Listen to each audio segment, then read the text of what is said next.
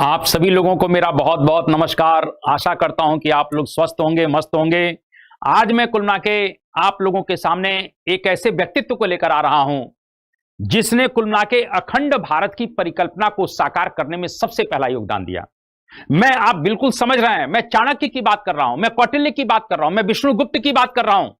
ये वही चाणक्य हैं जिनके मार्गदर्शन में, जिनके नेतृत्व में पहली बार भारत में अखंड भारत की परिकल्पना को साकार किया गया। और जिस समय यानी इन चाणक्य के इस अखंड भारत की परिकल्पना को साकार करने के दौरान भारत की सीमाएं हिंदू कुश पर्वत को टच करने लग गई। भारत की सीमाओं ने हिंदू कुश पर्वत को पहली बार टच किया। इतना विशाल साम्राज्य, मैं कह सकता हूं कि भारत पर जब यवनों का आक्रमण हो रहा है, तो जब भारत पर यवनों का आक्रमण हो रहा है, तो उस यवनों के आक्रमण से, विशेष रूप से सिकंदर के आक्रमण से कुल मिला के प्रेरित होकर इस कौटिल्य को लगा कि डेफिनेटली कुल मिला के भारत में एक विशाल साम्राज्य की स्थापना होनी चाहिए। और इसीलिए सिकंदर जैसे भविष्य में यवनों के या किसी भी आक्रमण से अगर इस देश को बचाना है, तो स्वाभाविक रूप से भारत की सत्ता का केंद्र जो पाटलिपुत्र है, उसमें एक शक्तिशाली सम्राट की स्थापना होना जरूरी है। और इसीलिए मैं कह सकता हूं कि चाणक्य के मार्गदर्शन में चंद्रगुप्त मौर्य ने अंततः एक पाटलिपुत्र पर कब्जा करके एक विशाल और शक्तिशाली राज्य की स्थापना की। और मैं फिर कहना चाहता हूं कि कहीं ना कहीं चाणक्य के मार्गदर्शन में चंद्रगुप्त मौर्य ने अंततः अखंड भारत की परिकल्पना को साकार किया। मैं कह सकता हूं कि चाणक्य जैसा गुरु अगर भारत को मिले, तो निश्चित रूप से भारत पुनः अपने उस इतिहास को दोहरा सकता है। चाणक्य कुल मिला के राजनीतिक के एक बहुत बड़े पुरोधा थे, जिन्होंने अपनी एक पुस्तक लिखी है जिसका नाम है अर्थशास्त्र, जिसे भारत का पहला राजनीतिक ग्रंथ भी माना गया है। और उस अर्थशास्त्र में वो कहीं ना कहीं सम्राट को बहुत ताकतवर बनाते हैं, वो निरंकुश बनाते हैं। लेकिन इसका मतलब यह कभी नहीं है कि सम्राट वो अत्याचारी होना चाहिए, क्योंकि चाणक्य के अर्थशास्त्र में जिस सम्राट की कल्पना की गई है, वो स्वेच्छाचारी नहीं होगा, वो वेलफेयर पर आधारित होगा, वो जनता के कल्याण के लिए होगा, उसका जीवन पूरी तरह से जनता के लिए समर्पित होगा। इस प्रकार के सम्राट की कल्पना चाणक्य ने अपने अर्थशास्त्र में की है और उसको उसने साकार भी किया। मैं कह सकता हूं कि चाणक्य के अर्थशास्त्र में चाहे राजा की बात हो, चाहे मंत्रिपरिषद की बात हो, चाहे उसकी अन्य नीतियों की बात हो, वो कोई भी काल हो और कोई भी तंत्र हो, चाहे वो लोकतंत्र हो, चाहे राजतंत्र हो, सभी पर सार्वभौमिक रूप से लागू होता है। मैं कह सकता हूं कि कौटिल्य ने जो अर्थशास्त्र लिखा है, जिसे भारत का पहला राजनीतिक ग्रंथ कहते हैं, वो डेफिनेटली कुल मिला के सार्वभौमिक ग्रंथ है।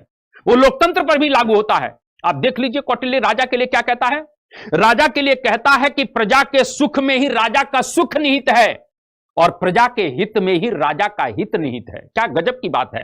वो कहता है प्रजा के सुख में ही राजा का सुख है और प्रजा के हित में ही राजा का हित है। वो यहां तक कहता है कि जिस राजा के दर्शन प्रजा के लिए दुर्लभ हो जाते हैं, उस राजा का कुल मिला के कहीं ना कहीं अंत हो जाता है। चाहे प्रजा का कोपभाजन वो बन जाता है, चाहे शत्रुओं का कोपभाजन बन जाता है। मैं इसलिए इस बात को कहना चाहता हूं कि कौटिल्य की कुल मिला के लाइनें भारत के लोकतंत्र पर भी लागू होती हैं। आज देख लीजिए, हिंदुस्तान में कुल मिला के कहीं ना कहीं जो राजा लोग हैं, जिनको मंत्री कहते हैं, वो क्या जनता से संपर्क रख पाते हैं? नहीं रख पाते। क्या वो प्रजा के हित में अपना हित समझते हैं? नहीं रख पाते। इसीलिए मैं कहना चाहता हूं कि कौटिल्य के अर्थशास्त्र का जो राजा है, वो राजतंत्र और लोकतंत्र दोनों पर लागू होता है, क्योंकि उसने कहा है कि प्रजा के हित में ही राजा का हित और प्रजा के सुख में ही राजा का सुख है। क्या ऐसा सम्राट लोकतंत्र में हमको नहीं चाहिए? ऐसा ही सम्राट हमको लोकतंत्र में चाहिए। मैं यही बात आपको कहना चाहता हूं।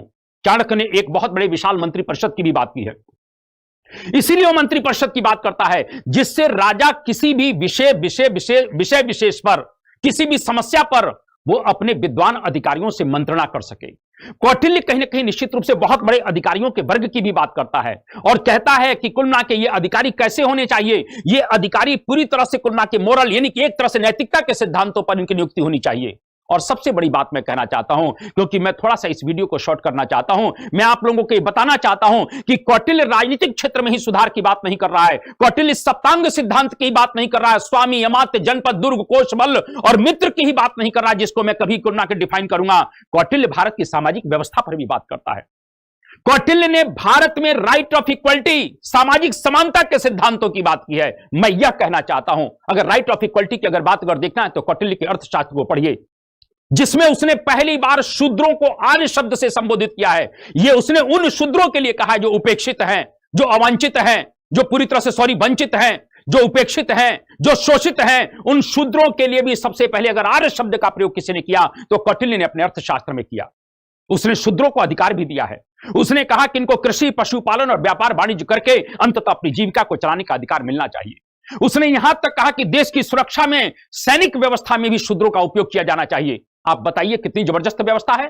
यानी जो शूद्र समाज हमारा था, जो चतुर्थ वर्ण का जो समाज था, जो सबसे ज्यादा संख्या में था, जो हर तरह से योग्य भी था, लेकिन भारत के इतिहास में उनको हमेशा जो है शोषित किया गया, उनको वंचित किया गया। लेकिन कौटिल्य ने यहां तक कहा कि चाहे उत्पादन का वर्ग हो और चाहे सैनिक सुरक्षा की बात हो, उसमें उनकी जबरदस्त भागीदारी होनी चाहिए। लेकिन दुर्भाग्य की बात यह है कि बाद के राजवंशों ने, बाद के शासकों ने कौटिल्य के कुलना के कहीं ना कहीं नीतियों के कुलना के कहीं ना कहीं इन नीतियों की उपेक्षा कर दी, इन नीतियों की तिलांजलि दे दी। और अंततः कुलना के होता क्या है कि राइट ऑफ इक्वलिटी का जो सिद्धांत मैं कह सकता हूं कौटिल्य का था, वो पूरी तरह से समाप्त कर दिया जाता है। और अंततः सदियों तक कुलना के समाज का जो सबसे ज्यादा ताकतवर वर्ग था, जो सबसे ज्यादा कुलना के संख्या में वर्ग था, जो हिंदू समाज का चौथा वर्ण था, उसको हमने उपेक्षित किया, शोषित किया और कहीं ना कहीं कौटिल्य के सिद्धांत को पूरी तरह से समाप्त कर दिया। आने वाले शासकों ने क्या किया? विशेष रूप से राजपूताना काल में हुआ क्या? देश की सुरक्षा का भार सिर्फ क्षत्रियों के ऊपर आ गया, देश की सुरक्षा का भार सिर्फ राजपूतों के ऊपर आ गया।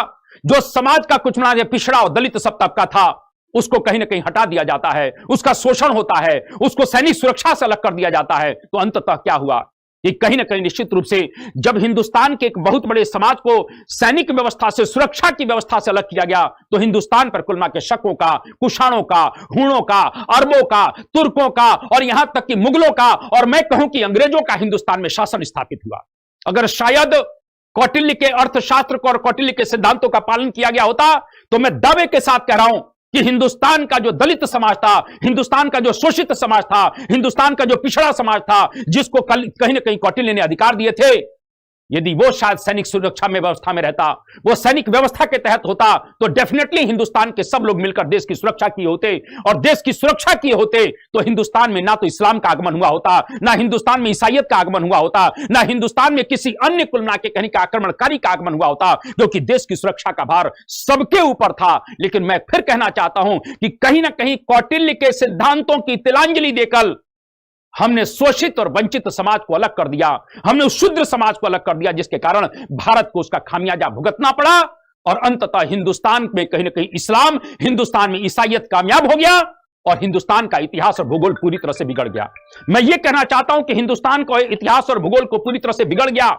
मैं कहीं ना कहीं आशा करता हूं कि आने वाले समय में हम कौटिल्य के सामाजिक एकता के सिद्धांत को पुनः स्थापित करेंगे और हिंदुस्तान के सभी वर्ग के लोगों को कहीं ना कहीं एक तरह से राइट ऑफ इक्वलिटी के सिद्धांत पर स्थापित करके इस भारत को पुनः शक्तिशाली बनाया जाएगा, पुनः इस राष्ट्र को मजबूत किया जाएगा और पुनः अखंड भारत की परिकल्पना को साकार किया जाएगा। ऐसी आशा के साथ मैं अपनी वाणी को विराम देता हूं। आप लोगों को बहुत बहुत प्रणाम करता हूं और मैं कहना चाहता हूं कि कदम ऐसा चलो कि निशान बन जाए। अरे कौटिल्य कुछ ऐसा कदम चल गए जिससे निशान बन गया। कदम ऐसा चलो कि निशान बन जाए, काम ऐसा करो कि पहचान बन जाए। यहां जिंदगी तो जी लेते हैं सभी, जिंदगी जियो की दूसरों के लिए मिसाल बन जाए। इन्हीं शब्दों के साथ मैं अपनी वाणी को विराम देता हूं। आप सबको प्रणाम करता हूं। जय हिंद, जय भारत, वंदे मातरम।